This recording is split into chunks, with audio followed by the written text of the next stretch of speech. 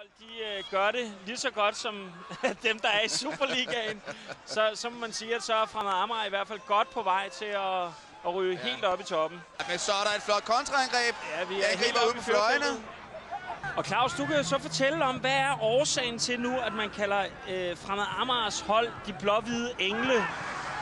Jamen, rent faktisk så er det fanklubben, som hedder de blå-hvide engle. Og jeg skal være ærlig indrømme, at den oprindelige historie har jeg ikke helt tjek på. Men jeg er sikker på, at hvis man googler det, så kan man hurtigt finde svaret. Mo bryder igennem. Der bliver spillet videre fra Jokumsen.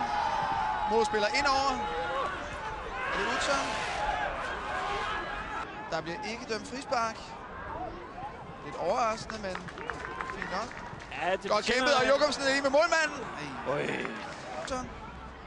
Over til Jokumsen, nummer 9. Der bliver spillet videre til nummer 7. Kun 6 minutter spil her.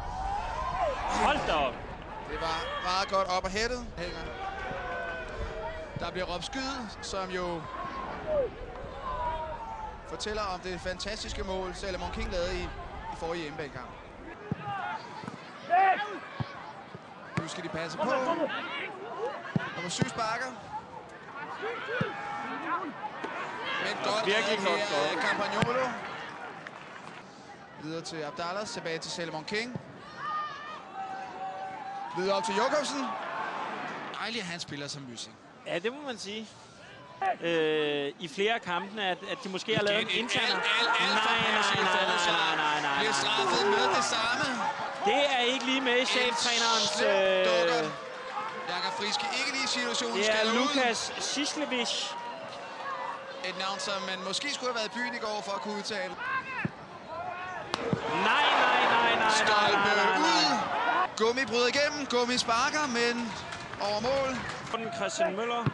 Og lige ved siden af mål. En fantastisk hovedstød.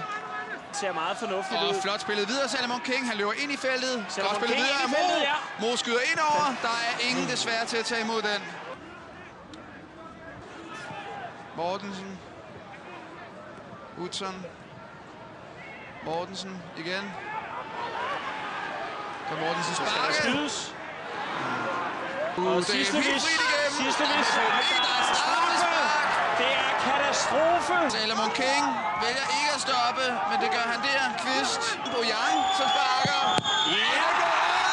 Det er fantastiske Campagnolo. Og stadion tilskuerne står op, og så er der kontra. Så er der kontra. Nummer 8 derovre. Yder til Mohamed Abdallah.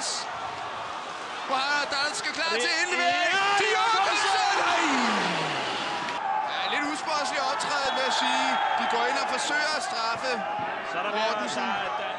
Hvad skete der der? Lad os se den i langsom gengivelse. Som det eneste her på stadion kan vi se, hvad der sker her. Det er meget uacceptabelt. Jokumsen er fri. Jokumsen skyder der. Søn eller skræt for søn. Men lidt for let for Kammer. Gummi ligger ind til skyde.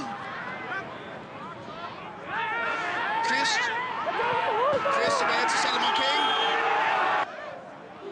Se, han bliver simpelthen revet ned af nummer 11, Niklas Rønne. Godt set af dommeren. Over til Salomon King. Og ind i feltet til Mysing. Og så kommer Gummi. Denne gang ikke en schweizerost, men en ostemad.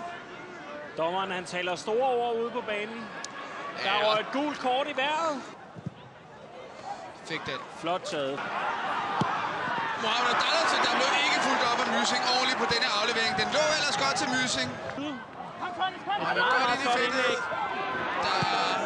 Der er ikke frispark til målmanden.